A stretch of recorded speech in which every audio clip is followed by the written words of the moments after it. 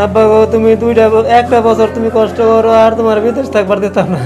আমি 1 বছর পরে চাকরি লিয়ে পারে তোমার আর কোনো কষ্ট কোনো কাম করবার দিতাম না। তোমার জীবনটা শেষ করতাম বলে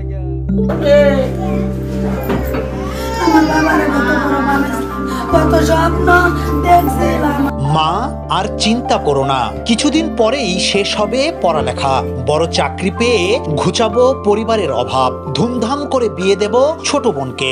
দুনিয়া ছাড়ার একদিন আগে এভাবেই নিজের স্বপ্নের কথা মাকে বলেছিলেন প্রাইম এশিয়া বিশ্ববিদ্যালয়ের শিক্ষার্থী ও ছাত্রদল কর্মী জাহিদুল ইসলাম পারভেজ। সন্তানের সেই স্বপ্নের কথা বলতে বলতে বুক চাপড়ে আহাজারি করছেন, আর সবার কাছে সন্তানকে ফিরিয়ে দেওয়ার আর্তনাদ করছেন অভাগী মা পারভিন আক্তার।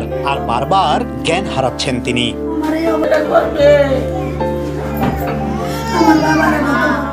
একমাত্র সন্তান